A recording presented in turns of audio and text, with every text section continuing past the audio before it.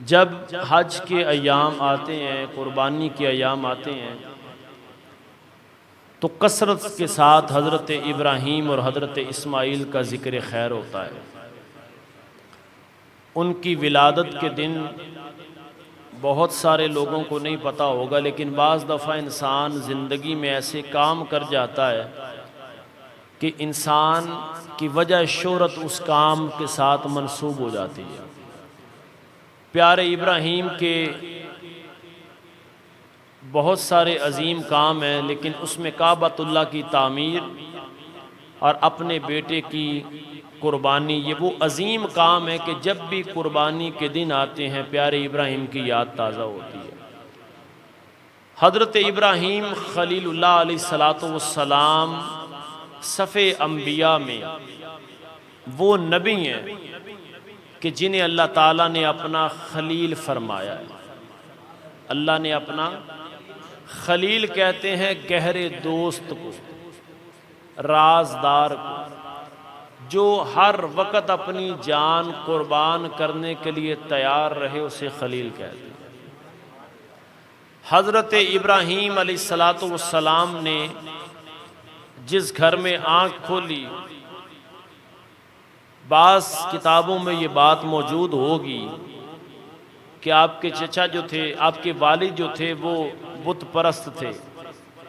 حالانکہ ایسا نہیں ہے، آپ کے چچا بت پرست تھے اور آپ کے والد توحید پرست تھے۔ آپ کے والد کا نام طارق تھا اور وہ پکے توحید پرست تھے۔ ان کے وصال با کمال کے بعد آپ کی کفالت آپ کے چچا کی ذمہ داری تھی، جو عازر تھے، جو بت بناتے تھے، بت فروش بھی تھے، بت کو پوجتے بھی تھے۔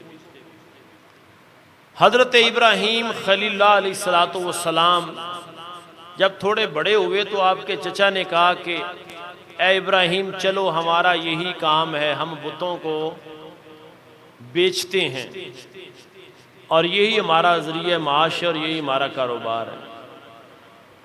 تو حضرت ابراہیم علیہ السلام اپنے چچا کے ساتھ نکلے، ایک بت کو پکڑا اور باہر ایک گارا بنا ہوا تھا، اس گارے کے اندر بت کو پھینک دیا۔ جب وہ بت سارا خراب ہو گیا تو آپ نے فرمایا کہ جس نے لینا ہے یہ بت لے لو، نہ یہ نفع دے سکتا ہے نہ نقصان دے سکتا۔ یہ قیامت تک بات ہر مشرک کے لیے ہے کہ تمہاری عقل ہی ختم ہو گئی ہے، سمجھ ہی نہیں ہے تمہیں کہ جو بنایا جائے وہ خدا ہوتا نہیں ہے۔ سبحان اللہ کہہ سکتے ہیں؟ یہ ہمارے جو قریب ہے نا مشرک بیٹھے ہوئے بارڈر پار، ان کے لیے بھی ہے۔ جو بنایا جائے وہ خدا نہیں ہے، جو بیچا جائے وہ خدا نہیں ہے، جو خریدا جائے وہ خدا، بولو سارے، وہ خدا۔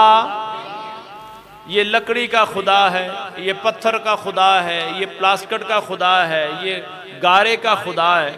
تمہاری تو عقل ہی فارغ ہو گئی۔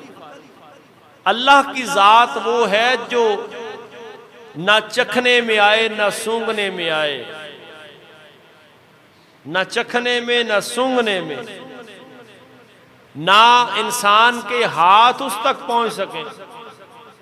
اللہ کی ذات وہ کریم ذات ہے کہ مولا کائنات کرم اللہ وجہ الکریم سے کسی نے کہا کہ آپ کہتے ہیں خدا ہے، تو خدا کیسا ہے؟ خدا تو دکھائیں ہمیں۔ تو آپ نے فرمایا کیا تو سورج دیکھ سکتا ہے؟ جب پوری آب و تاب سے ہو تو سورج کی طرف دے سکتا ہے؟ اس نے کہا نہیں۔ فرمایا اگر سورج کو نہیں دے سکتا تو اس کے بنانے والے کو کیسے دیکھ سکتا ہے؟